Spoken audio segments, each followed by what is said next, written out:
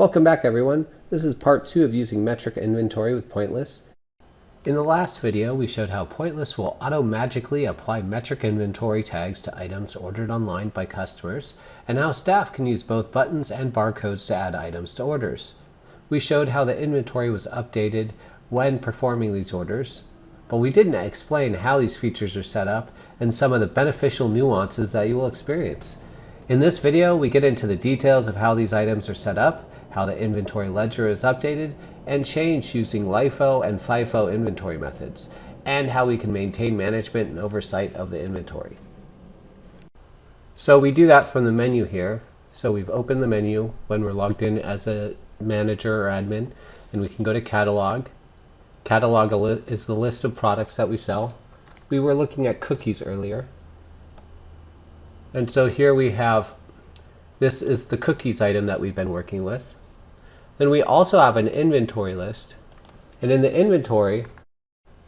inventory list we have all the instances of cookies and cream 30 that we've taken into inventory, and so we'll have some in the front, some in the back, some active, some inactive, so it represents your actual inventory. Now that you know the relation between inventory and the catalog, I'm going to go back to the catalog, go back to cookies, go back to the cookies and cream, and we note that it's a strain. It's important to note the type because strain causes the behavior that we've been experiencing with cookies and cream. When we look at the types,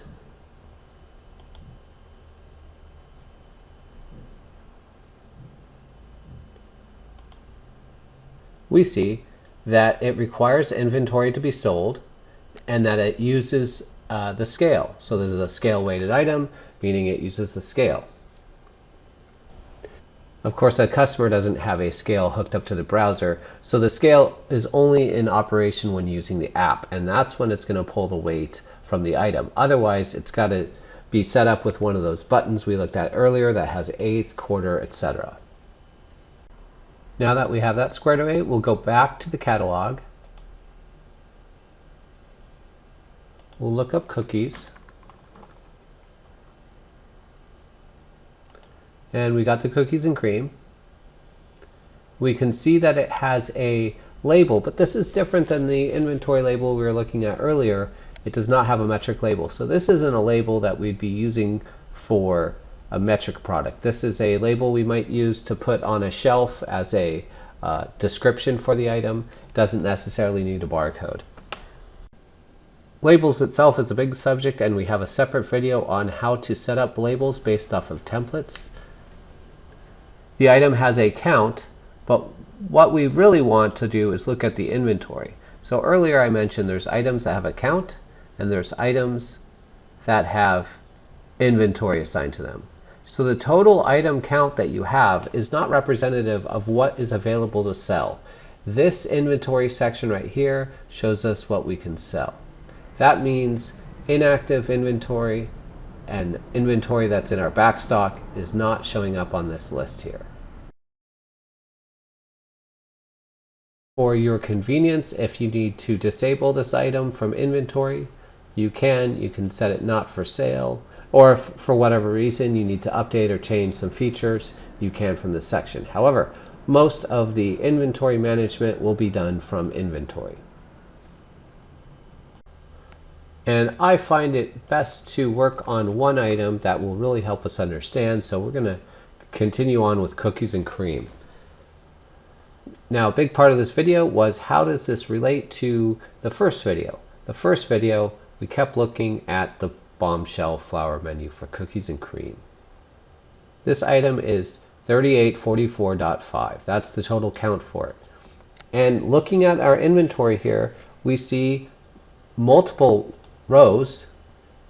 Each row has some events, it has some different information for it, it has a different SKU, and it has a count, and the count is greater than that total 38445. This is a fairly important part for auditing of inventory. The back is a location. Locations identify whether or not an item is available to sell from. So in our case, back is a disabled location. So we have active and inactive locations, and we can have more locations. You could create a damaged inventory, and then your damaged inventory would not be active either.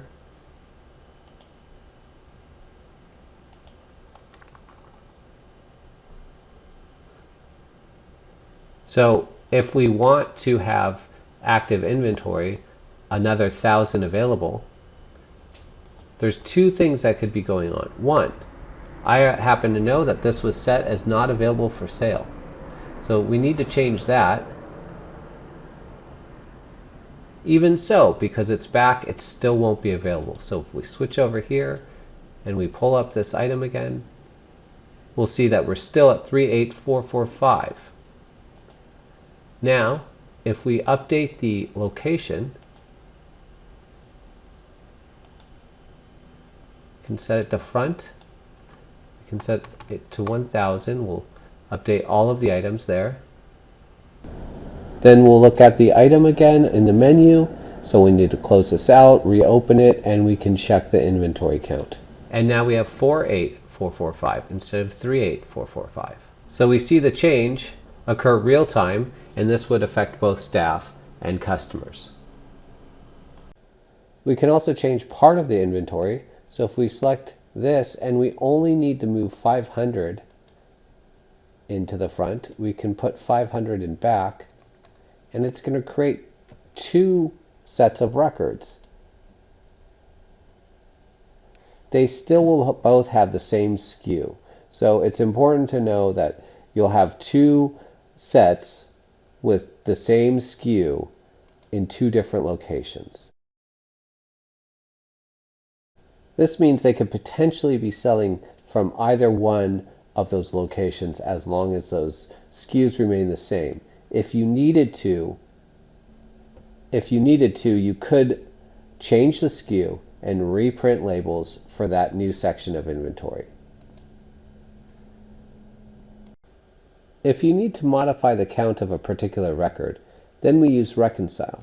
Reconcile allows you to change the count, leave a note, and explain why you have changed the count.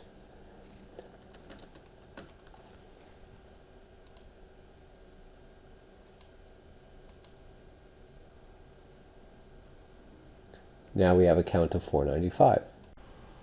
Okay, now we're going to transition over to the app. And we've done that because it has features the browser does not have.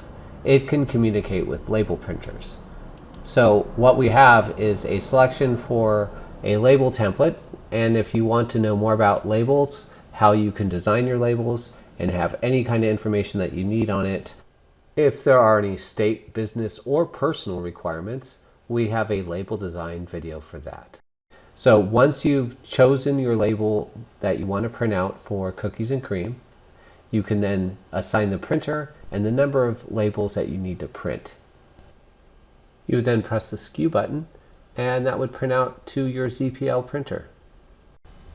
We didn't cover it yet, so I'll cover it now. The filter features above allow us to look up partial names. It also allows us to look up barcodes or partial barcodes. We can use sites, so if we have multiple locations, we can choose from that location. Not the inventory locations, that would be next. Inventory locations would be front, back, etc. The sites would be your stores. We have a status of in stock for sale, in stock not for sale, or sold out, or everything. And so using those filters, you can search on all of your inventory that you need. And the final thing that we would discuss here is events. Events are all the occurrences that happen on your inventory. So every time the count is updated, every time a location is changed, every time a product is sold, every time a product is voided, it's going to keep track of that through events. Now that we've become familiar with inventory, with the catalog of items, and we've seen some of how the menu items work, rather than sticking with cookies and cream, we're going to look at a different item. Of course, that was a lie, because we need to look at cookies and cream one more time. On the right hand side, we see that cookies is a gram type. We're going to now work with an each type. And in this case, it's going to be the 500 milligram Evo Lab item. Package types of each are sold as whole units. So products of each type are sold with a quantity of 1 rather than using the scale to pull the quantity. To demonstrate this process, we just have to get the SKU. We know that the SKU represents the barcode on the label, and that's what the bud tender would normally be using. So if I grab the SKU by copying it here, now it's copied into memory, I can now simulate a transaction from the point of sale side, and we can just scan in that SKU, and the item has a specific prompt for itself. So it's going to prompt, and we know that it's now on the cart, and it's got the METRC tag associated with it. And then under inventory, we'll trigger a refresh, and we'll go from the 22 to 21. So that demonstrates an each item type update. Now we've switched over to the catalog, and we want to be comprehensive here. So we're going to look at the Evo, this Evo Lab, this item here, this 500 milligram Evo Lab, and we see that it's an extract. So it's a good idea to go down to types,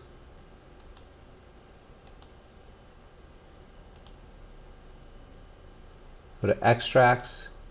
We see that it requires inventory for sale. It does not require a scale, and so it will always apply a count of 1 when it's being scanned. Then we will look here at the menu, and I don't know where that item is. I don't know what category it's in. I don't know where it's located, but I do know that we can look for it using search. So I'm just going to paste that in there. And we don't have any details about this item on the customer facing side, but that's okay.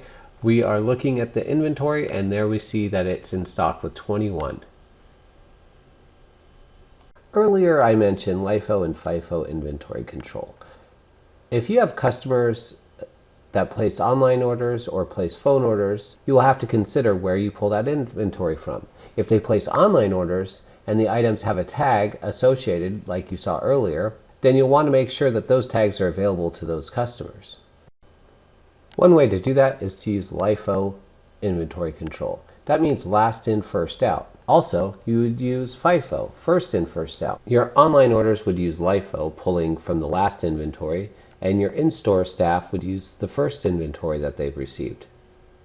That means the last in item here is going to be pulled first if I choose a cookies and cream from the menu.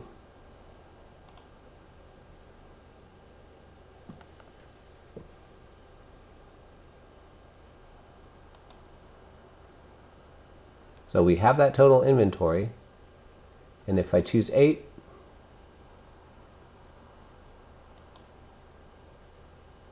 and we refresh, you see we use the last batch in. That's for online orders. In store, you would continue to scan the tags, but you would place the first in tags at the most convenient place for your staff to pull the item from and scan. The final feature we're going to be looking at is how we have the flowers set up. So the flower setup is important for both inventory and pricing. Your price points of gram, eighth, quarter, half, and ounce are pretty industry standard. To make it easy and auto-magically take out the inventory of 3.5 grams, we don't have a separate product like you would for packaged products. This indicates a count of 1. This indicates the count of 3.5 grams, 7, etc. And that's going to pull from your bulk inventory. So your staff will need to fulfill that on express orders. The way that we have that set up, we'll need to go to the item list.